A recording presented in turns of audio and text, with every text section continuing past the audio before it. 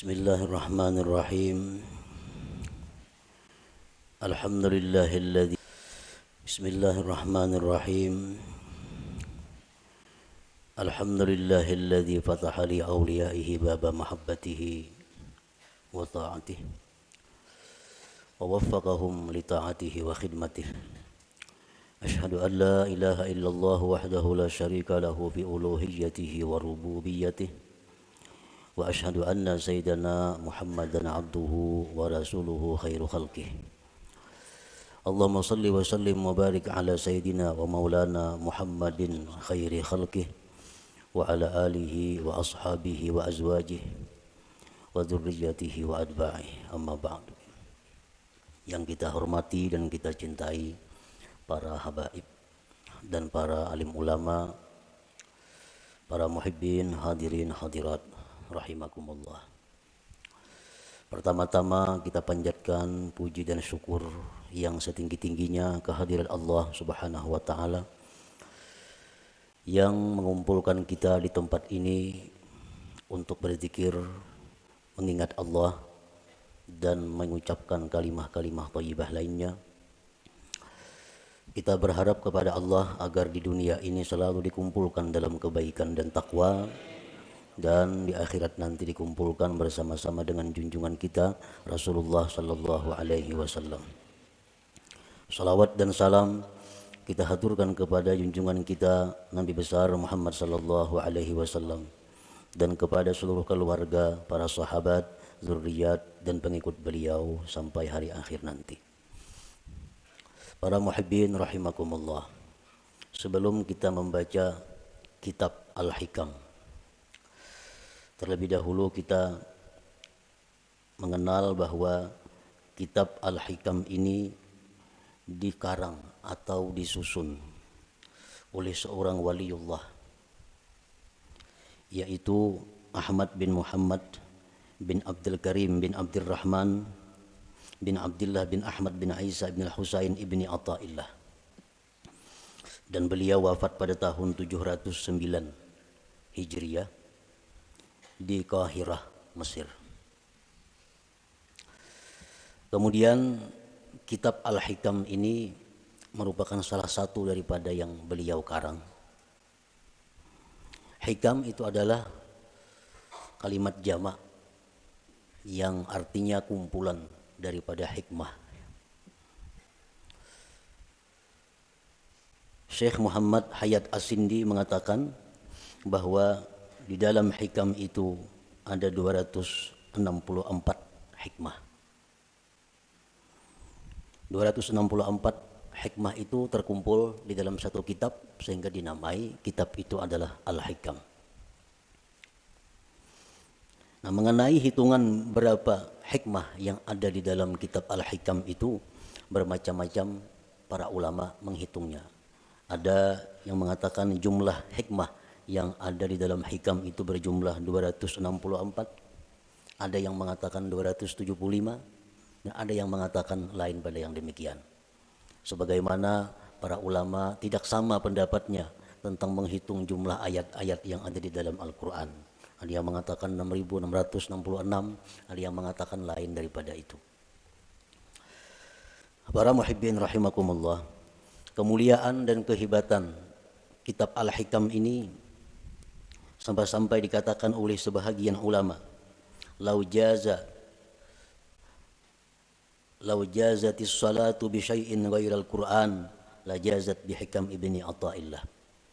Andai kata di dalam sembahyang itu boleh kita membaca selain Al-Quran, waktu qiyam, waktu berdiri, itu kan hanya Quran yang kita baca, surat Fatihah dan surah yang lain. Andai kata boleh diganti dengan yang lain, niscaya kitab Hikam ini patut dijadikan penggantinya. Niscaya kitab Hikam ini boleh untuk dijadikan penggantinya. Kenapa demikian? Karena kehebatannya dalam lapas susunan kata-katanya dan makna-maknanya mengandung ilmu-ilmu yang bermanfaat bagi mereka yang membaca dan memahaminya. Para muhibbin rahimakumullah, kitab Hikam itu satu matan yang banyak disyarahkan oleh para ulama. berpuluh-puluh macam kitab syarah hikam. Intinya adalah menguraikan seluas-luasnya apa yang terkandung di dalam hikmah per hikmah yang ada di dalam kitab hikam itu. Nah, oleh karena itu di dalam kesempatan kita membaca kitab hikam ini, ulun kadang mengambil kepada satu kitab syarah hikam tertentu.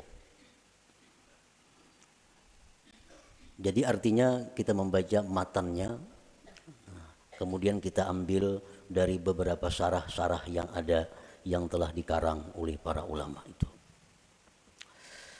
Para muhibbin rahimakumullah. Al-hikmatul ula, hikmah yang pertama di dalam kitab hikam, min alamatil i'timad 'alal amal nuqsanur raja inda wujudiz zalal. Nah, ini kalimat hikmah yang pertama di dalam kitab hikam itu. Min alamatil i'timad 'alal amal nuqsanur raja inda wujudiz zalal. Artinya, sebagian daripada tanda berpegangnya seseorang dengan amal, berkurangnya mengharap rahmat Allah ketika adanya kesalahan pada dirinya. Apabila kita melakukan satu dosa, apabila kita ketinggalan satu wirid yang rutin, nah kemudian kita merasa jauh dari rahmat Allah, kita merasa jauh daripada kasih sayang Allah, itu menunjukkan bahwa kita namanya berpegang dengan amal.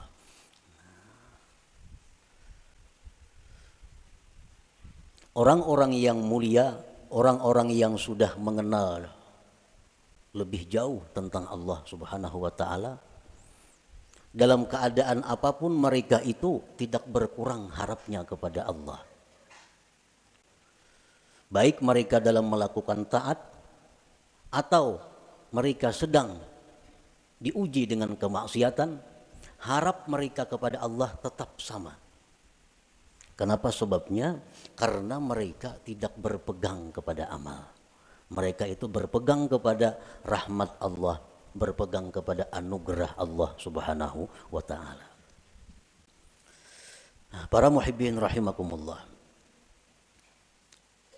Amal itu artinya adalah harakatul jismi awil qalbi.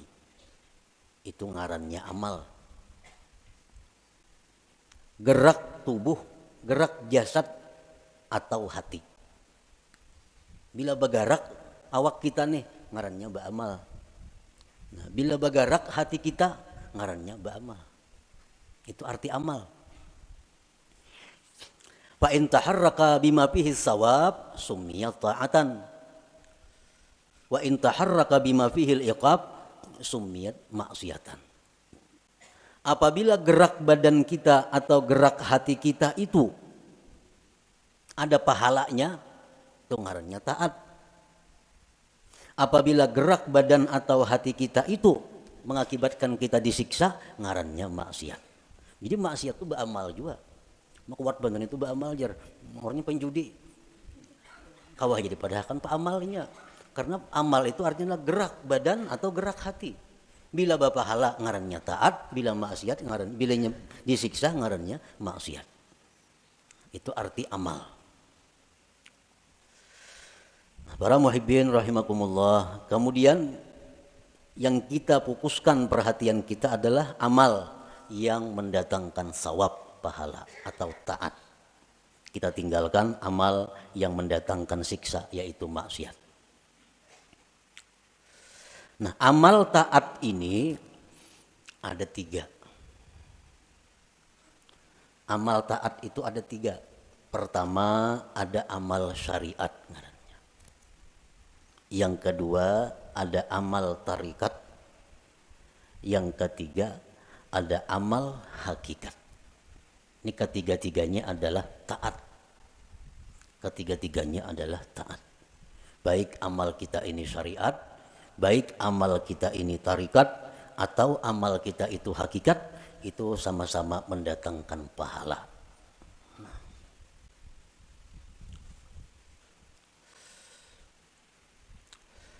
Amal syariat untuk apa? Para ulama tasawuf mengatakan amal syariat itu gunanya li islahil jawarih, untuk membaguskan anggota tubuh kita. Membaguskan mata, membaguskan telinga, membaguskan mulut, membaguskan tangan, membaguskan kaki. Itu disebut adalah amal syariat. Kayak apa mata supaya bagus? Jangan memandang yang diharamkan Allah. Kayak apa mulut nang bagus? Jangan berkata-kata yang dilarang Allah. Kayak apa batis nang bagus? Jangan melangkah kepada jalan yang diharamkan Allah. Kayak apa tangan nang bagus? Jangan menjamah atau menyentuh yang dilarang Allah. Nah, membaguskan anggota-anggota tubuh kita ini, itu urusan amal syariat ngarannya. Wa amalut tariqah li islahil qulub. Sedangkan amal tarikat itu untuk membaguskan hati. Amal tarikat itu gunanya adalah membaguskan hati. Kayak apa supaya hati jangan sombong, itu urusan amal tarikat yang membaguskan. Kayak apa hati supaya jangan ria, itu amal tarikat yang membaguskan. Kayak apa hati supaya jangan dengki, itu urusan amal tarikat yang mengurusnya. Nah, jadi amal tarikat itu adalah gunanya untuk membaguskan hati. Wa amalul hakikah li islahil arwah, sedangkan amal hakikat itu untuk membaguskan arwah. Membaguskan roh. Kayak apa roh kita ini supaya bagus? Roh nang bagus tuh nang kayak apa? Roh nang bagus tuh roh yang mengenal Allah. Roh yang bagus, roh yang mengenal Allah. Nah, kayak apa supaya roh kita ini bisa mengenal Allah? Itu urusan amal hakikat nang maaturnya, urusan amal hakikat nang menuntunnya kepada demikian itu. Nah, jadi kita 3 amal yang perlu kita laksanakan. 1, amal syariat supaya zahir tubuh kita ini bagus. Yang kedua, amal tarikat itu kemudian dilaksanakan supaya hati kita bagus. Dan yang ketiga, amal hakikat kita lakukan agar roh kita ini bagus. Nah, para muhibbin rahimakumullah. Amal syariat fungsinya untuk membaguskan anggota tubuh.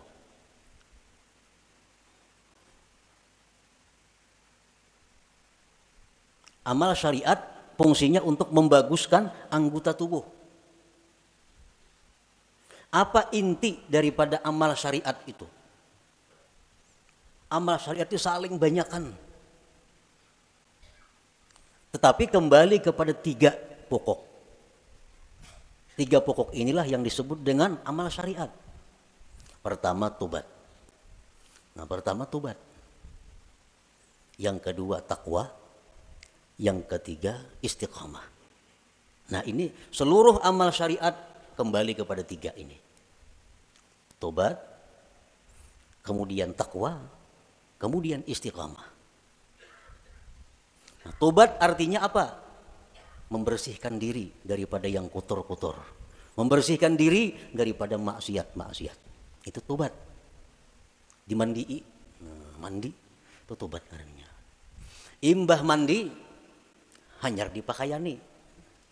Nah, dipakaiani, betapi, babaju, bakupia, macam-macam pakaian. Nah, itu adalah takwa. Nah, kayak apa supaya jangan lepas pakaian itu dari kita? Ngarannya istiqamah. Membanu beselawar, membanu betilanjang tuh ada istiqamah ngarannya. Istiqamah ini selalu berpakaian. Nah, artinya apa? Selalu menjunjung perintah Allah, menjauhi yang dilarang Allah dalam keadaan apapun.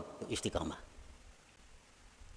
Dalam keadaan susah, rajin ibadah. Dalam keadaan kaya, rajin ibadah. Dalam keadaan sakit, rajin ibadah. Dalam keadaan sihat, rajin ibadah. Dalam keadaan apapun ibadah kada tertinggal. Ini ngarannya istiqamah. Nah, 3 hal itu urusan amal syariat. Nah, kemudian amal tarikat. Banyak banget tarikat itu amalannya. Tetapi intinya kembali kepada 3. Supaya hati kita ini bagus. Pertama, ikhlas. Ikhlas. Yang kedua, sidik. Yang ketiga, tumakninah. Nah, ini intinya. Seluruh amal tarikat buliknya kenang 3 ini. Bila yang 3 ini bisa kita laksanakan, maka kita sudah mempunyai amal tarikat ngarannya. Berarti sudah punya hati yang bagus. Pertama, ikhlas. Yang kedua, sidik. Setiap orang sidik pasti ikhlas. Orang ikhlas belum tentu sidik. Jadi sidik itu lebih tinggi kedudukannya daripada ikhlas. Orang sembahyang itu bisa ikhlas. Belum tentu sidik. Belum tentu sidik. Buktinya apa? Belum tentu sidik. Seringkali kita mengucap dalam sembahyang itu Bismillahirrahmanirrahim, mulut kita, tapi hati kita di manakah? Hati kita di rumah. Itu kada jujur ngarannya. Kalau orang yang jujur mulutnya Bismillahirrahmanirrahim, hatinya Bismillahirrahmanirrahim. Nah, jadi kedudukan sidik lebih tinggi daripada ikhlas. Nah, yang ketiga, tumakninah. Tumakninah itu artinya tentramnya hati dengan Allah. Tentramnya inya tuh lawan Allah, nang tentram. Lawan keluarga, anak, bini, laki, duit, harta, kekayaan, pangkat itu kadang membuat inya tentram. Tapi begitu mengingat Allah, hatinya tentram. Nah, ini tumakninah. Ini urusan tarikat. Urusan tarikat. Jadi kalau orang sudah lulus dalam tarikat itu pasti tentram dengan Allah. Alladzina amanu wa tatma'innu qulubuhum bi dzikrillah, ala bi dzikrillah tatma'innul qulub. Ini untuk orang tarikat. Nah, orang-orang yang beriman itu tentram hatinya dengan mengingat Allah. Nah, jadi kalau kita sudah bertarikat, lulus dalam tarikat itu, pasti kita tentramnya kita dengan Allah. Tak kumpul lawan siapa aja, kadang membuat tentram. Tapi begitu kita ingat Allah, walaupun saurangan di hutan belantara, tetap tentram hatinya. Nah, ini sudah orang yang lulus dalam tarikah ngarannya. Nah, yang ketiga, hakikat, amal hakikat. Hakikat tadi gunanya untuk membaiki roh. Roh yang baik itu roh yang kenal Allah. Nah, kayak apa roh kita ini supaya kenal Allah? Itu urusan amal hakikat, pekerjaan hakikat. Dan inti pekerjaan hakikat itu kembalinya kepada 3. Pertama, murakabah. Nah, murakabah. Murakabah itu artinya merasa dirinya selalu diawasi oleh Allah. Merasa ditilik oleh Allah. Merasa diperhatikan oleh Allah. Lalu kada wani berbuat hal-hal yang kada baik karena selalu diawasi oleh Allah. Nah, itu murakabah. Bila orang tuh kawa nangka itu merasa diri diawasi oleh Allah siang malam, di kamar, di rumah, di pasar, di kantor, di hutan, di perumahan, merasa selalu diawasi Allah, maka orang ini akan diberi Allah musyahadah. Nah, musyahadah. Bila orang itu sudah musyahadah lawan Allah, ngarannya ma'rifat lawan Tuhan. Jadi amal hakikat ini 3, murakabah, musyahadah, ma'rifat. Itu amal hakikat ngarannya.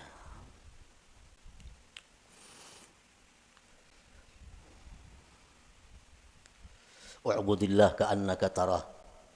Beribadahlah kamu kepada Allah seolah-olah engkau itu melihat Allah. Nah, itu musyahadah. Beribadahlah engkau melihat Allah. Itu musyahadah ngarannya.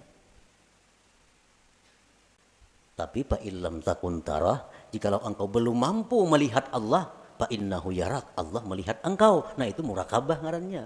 Kalau kita merasa dilihat oleh Allah siang, malam, bisukan, kamarian, dimanapun merasa dilihat oleh Allah, itu artinya kita murakabah. Satu saat kalau kita terus menerus demikian, kita akan musyahadah. Kita akan musyahadah. Bila musyahadah itu diberi ma'rifat ujung-ujungnya. Nah, amal hakikat itu 3 macam. Murakabah, musyahadah, ma'rifah. Nah, para muhibbin rahimakumullah. Jadi amal ada 3. Amal syariat, yang pertama kita laksanakan amal syariat. Tobat, takwa, istiqamah. Supaya apa? Zahir tubuh kita bagus. Yang kedua, amal tarikat. Supaya hati kita baik. Dengan apa? Ikhlas, jujur, tumakninah. Tentram dengan Allah.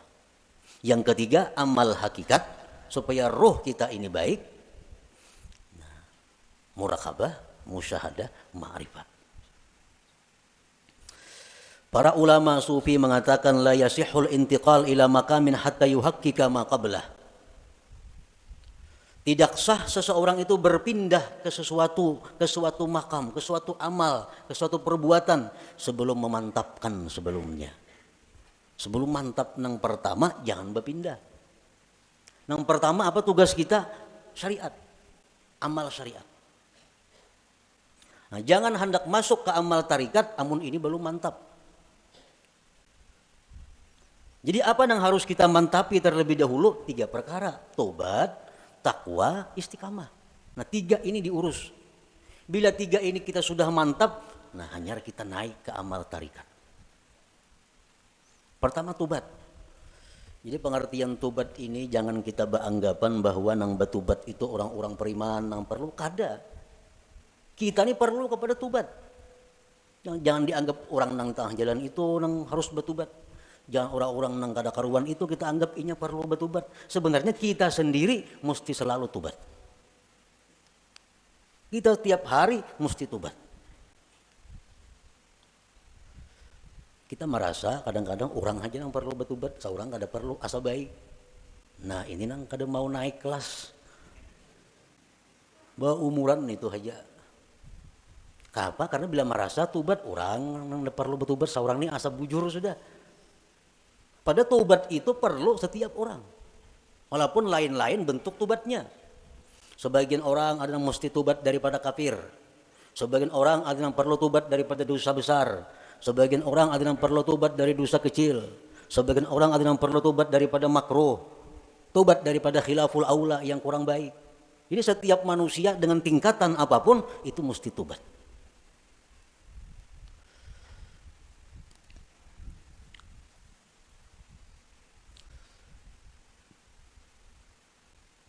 Nah kita sudahlah bertobat, sudah. Dulu minum arak, sekarang ampih. Dulu penjudi, sekarang ampih. Tobat. Dulu ketujuh riba, sekarang ampih. Tobat. Dahulu suka zina, sekarang ampih, sudah tobat. Nah cuma tahukah kita tobat kita itu diterima atau kada? Nah, karena orang yang ampih itu belum tentu diterima.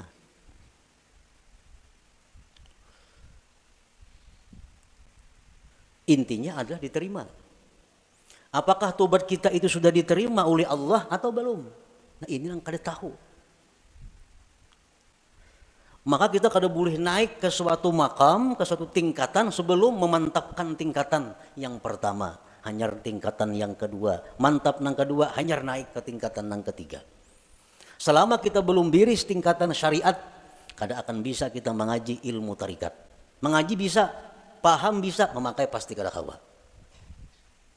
Memakai pasti kada kawa. Mau kada kawa.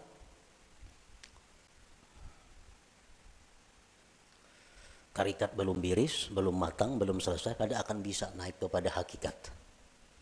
Maka dengan hakikat itulah kita bisa dapat kepada ma'rifat. Nah, jadi diibaratkan itu ma'rifat itu satu mutiara. Nah, mutiara, andaknya mutiara itu di dalam ruangan yang halus, muat awak. Ruangannya muat awak. Ruangan yang halus ini andaknya di sebuah kamar. Nah, kamar kawah jorong boleh membaanam. Dan kamar itu andaknya dalam sebuah rumah. Nah, rumah ini mau naik sepeda motor kawah aja rumah.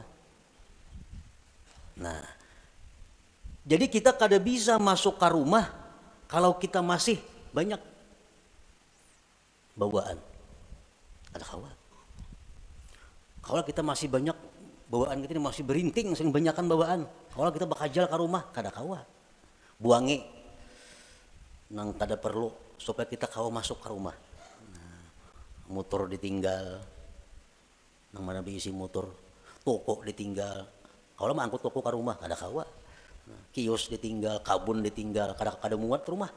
Nah, jadi nang kawa masuk ke rumah hanya barang-barang tertentu. Nah, artinya apa? Syariat itu laksana rumah. Begitu kita masuk syariat, banyak yang kita tinggalkan. Riba tinggalkan, pemainan tinggalkan, zina tinggalkan, semua aja tinggalkan. Kawa tuh kita masuk ke rumah. Nah, sepeda motor kawa dibawa ke rumah, sepeda kawa dibawa ke rumah. Begitu kita hendak masuk kamar, nah, ngalih membawa sepeda motor ke kamar, ngalih membawa kendaraan ke kamar itu. Pas ditinggal di luar kamar, bakal karasan kada kawa bahancuran. Nah, sama halnya kita ini kalau hendak masuk kepada tarikat, buangi gawian-gawian yang lain-lain supaya kita muat bandak di situ. Nah, hendak masuk pulang ke hakikat, halus kamarnya muat awak, jam tangan gini dipacol kada kawa. Kacamata santok pacol juga. Nah, muat beti lanjang aja kawa lagi.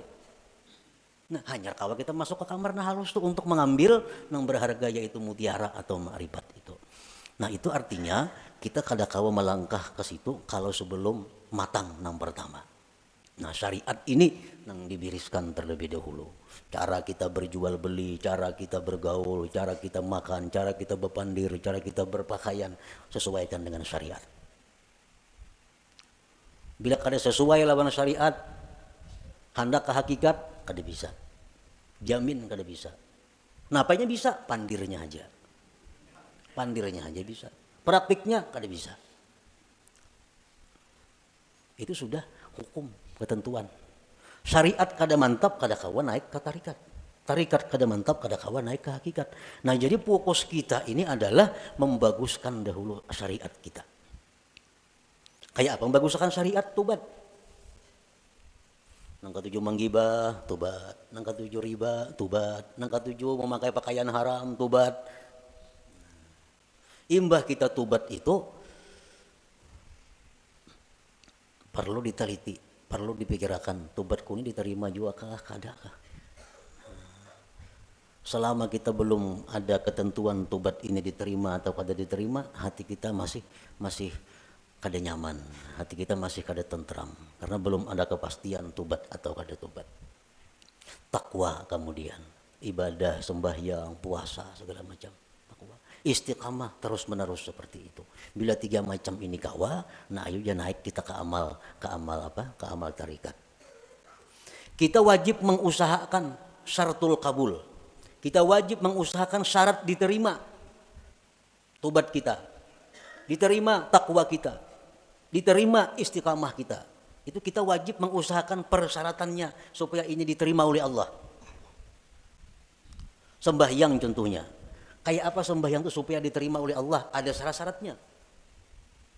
Yang pertama, supaya sembahyang itu diterima oleh Allah, syaratnya adalah ilmu. Aqullu man bighairi ilmin ya'malu amaluhu mardudatun la tuqbalu. Tiap-tiap orang yang bekerja beramal tanpa ilmu ditolak, tidak diterima.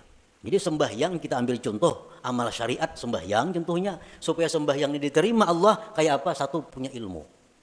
Belajar bujur-bujur sembahyang tuh. Rukuk kayak apa, sujud kayak apa, amun masbuk kayak apa, kada salat membaca Fatihah kayak apa caranya. Nah, bujur-bujur belajar sembahyang. Supaya sembahyang kita diterima. Yang kedua, supaya diterima sembahyang itu ikhlas. Berhubung ini amal syariat, ikhlasnya pun ikhlas syariat. Ikhlas syariat yang kayak apa? Sembahyang mengharapkan surga. Sembahyang karena takut lawan api neraka, ikhlas menurut syariat. Nah, sembahyang kita mudahan masuk surga dengan itu syariat bujur, ikhlas. Kenapa sembahyang takutan kalau pindah ke neraka mati? Itu ikhlas dalam syariat. Nah, Jangan ada tujuan lain sembahyang. Contoh kita ambil contoh sembahyang supaya dipuji orang, supaya dihormati orang, dimuliakan orang. Jangan ada sedikit pun dalam hati demikian. Ikhlas. Yang ketiga, syaratnya diterima itu sembahyang atau amal-amal ibadah lainnya muwafaqatus syurut wal arkan wal adab. Sembahyang kita ini sesuai syarat. Penuhi syarat-syaratnya apa? Rukun-rukunnya apa? Adabnya apa? Orang nak sembahyang mesti berwudu, suci daripada hadas najis, menutup aurat, menghadap kiblat, masuk waktu. Penuhi. Bersihin najis, sucikan hadas dengan wudu, tutup aurat, tunggu waktu sembahyang, bila masuk hanyar sembahyang. Nah, itu syaratnya sudah biris. Syaratnya biris, rukunnya, rukun sembahyang. Ruku kayak apa, bacaan Fatihahnya kayak apa, sujudnya kayak apa, sesuaikan dengan aturan. Embah itu pulang adab.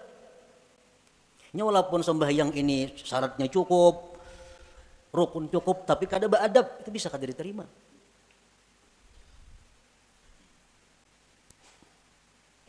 Sesuaikan adabnya. Umpamanya contohnya contohnya sembahyang pakai cap pinggang ini. Allahu Akbar. Nah, pakai cap pinggang. Ini lawan syarat kada bertentangan. Lawan rukun kada bertentangan. Tapi adab bertentangan. Allah kada menerima sembahyang kayak ini. Harap tinggi Tuhan sembahyang kayak itu. Allahu Akbar. Nah. Jadi adab sembahyang termasuk nang sunat-sunat dalam sembahyang dilaksanakan. Yang keempat, ada mubtilat wal mukrihat wal makruhat.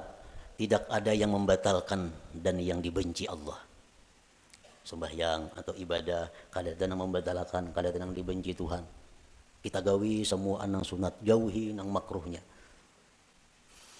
Yang kelima, al halal fi ma yata'allaqu bih.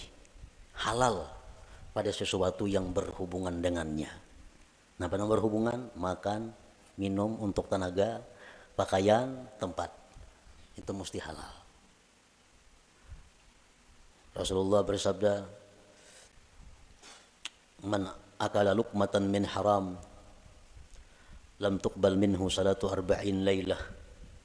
Orang yang makan satu suap daripada makanan yang haram tidak diterima sembahyang 40 malam. Sasuap tuh kita makan nang haram 40 malam sembahyang kita ditolak Allah. Sepiring berapa suap? Nah, ini urusan amal syariat.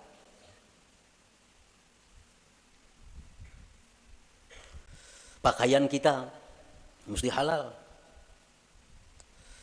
Rasulullah SAW bersabda, man ishtara thawban bi ashri darahim bisamanihi dirhamun haram lam yaqbalillah salatahu ma dama alaihi minhu syai.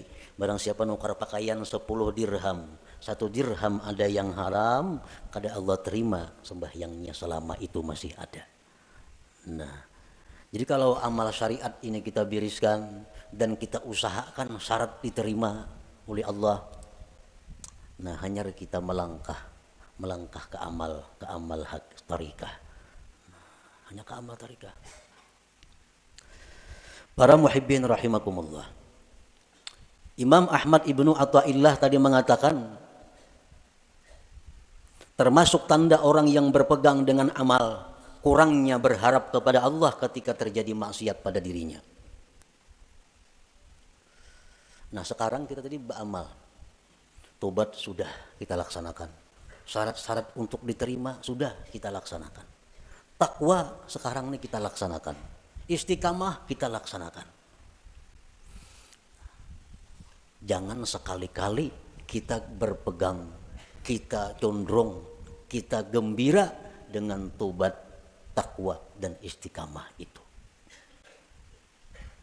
Jangan sekali-kali kita berpegang, jangan sekali-kali kita bersandar, jangan merasa gembira dengan tobat, takwa dan istiqamah tadi.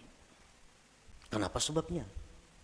Karena takwa, tobat, istiqamah itu bagian amal syariat tuh, itu kada akan bisa memasukkan kita ke dalam surga. Kada perlu kita gembira dengan itu. Lalu apa nang kita gembirakan? Nang kita banggakan, nang kita gembirakan itu adalah rahmat Allah nang datang kepada kita sehingga kita bisa tobat, bisa takwa, bisa istiqamah. Nah, rahmat Allah ini nang kita gembirakan, bukan takwanya. Nah, bila kita menggembirakan dengan takwa yang kita lakukan, ngarannya berpegang dengan amal. Bila orang berpegang lawan amal itu, lawan Tuhan turun naik. Bila banyak maksiat, asa jauh lawan Tuhan. Bila berbuat taat, asa parak lawan Tuhan. Padahal Tuhan tuh ada berjauh berparak sebenarnya. Nah, di situ kelemahan tauhid kita. Kenapa kita bila berbuat maksiat, asa jauh lawan Tuhan. Berbuat taat, asa parak lawan Tuhan. Karena kita berpegang lawan amal. Jika kita berpegang dengan rahmat Allah, apapun keadaan kita selalu dekat dengan Allah. Nah, baik dalam maksiat, kita dekat dengan Allah. Waktu taat, dekat lawan Allah. Karena kita berpegang lawan Allahnya, bukan dengan amal kitanya. Nah, ini min alamatil i'timad 'alal amal nuqsanur raja inda wujudiz zalal. Rasulullah SAW bersabda, la yadkhula ahadukumul jannah bi amalihi. Seseorang kamu, ujar Nabi, selamanya tidak akan bisa masuk surga dengan amalnya. Nah, buat apa kita berpegang lawan amal? Buat apa kita gembira dengan tobat, gembira dengan takwa, gembira dengan sembahyang? Nah, apa gembira akan? Itu kadang membawa ke surga, ujar Nabi kita. Qalu wala anta ya Rasulullah, qala wala ana. Aku pun ya Nabi, amalku kada bisa masukkan aku ke surga. Illa ayyataghammadani Allah birahmatih, kecuali Allah yang meliputkan aku dengan rahmatnya. Nah, rahmatnya ini yang kita gembirakan. Oh, kita gembira, kita suka tobat sebab Allah memberikan rahmat kepadaku. Bukan dengan tobatnya kita gembira, tapi dengan rahmat yang diberikan Allah kepada kita. Nah, itu yang kita pegang. Bila kita memegang rahmat Allah, kita kadang akan berubah dengan Allah dalam keadaan taat atau dalam keadaan maksiat. Nah, inilah inti daripada yang dimaksud dalam hikmah yang pertama Imam Ahmad Ibnu Athaillah, min alamatil i'timad 'alal amal nuqsanur raja inda wujudiz zalal. Tanda orang yang berpegang dengan amal, kurang berharap, rasa jauh bila mana dia maksiat kepada Allah. Padahal kada boleh itu. Jadi kita dalam taat dekat dengan Tuhan. Kita waktu maksiat pun jangan merasa jauh lawan Tuhan, tetap dekat dengan Tuhan. Karena maksiat taat itu adalah bagian daripada amal. Amal kada perlu kita pegang. Yang kita pegang adalah Allah, rahmatnya dan anugerahnya. Nah, kemudian sesudah itu al-hikmatus saniyah, hikmah yang kedua daripada Imam Ahmad Ibnu Athaillah. Iradatuka tajrid ma'a ikamatillah iyyaka bil asbab minasyahwatil khafiyah wa iradatukal asbab ma'a ikamatillah iyyaka bit tajrid inhitatun anil himmatil aliyah. Nah, itu kita baca insyaallah pada minggu yang akan datang. La hadratin Nabi sallallahu alaihi wasallam al-Fatihah. A'udzubillahi minasyaitonir rajim. Bismillahirrahmanirrahim. Bismillahirrahmanirrahim. Maliki yaumiddin. Iyyaka na'budu wa iyyaka nasta'in. Ya Allah biha, ya Allah biha, ya Allah bihusnil khatimah. Ya Allah biha, ya Allah biha, ya Allah bihusnil khatimah. Ya Allah biha, ya Allah biha, ya Allah bihusnil khatimah. Ya ayyuhar rajun minhu syafa'atan sallu wa sallimu taslima. Allahumma salli wa sallim wa barik alaihi.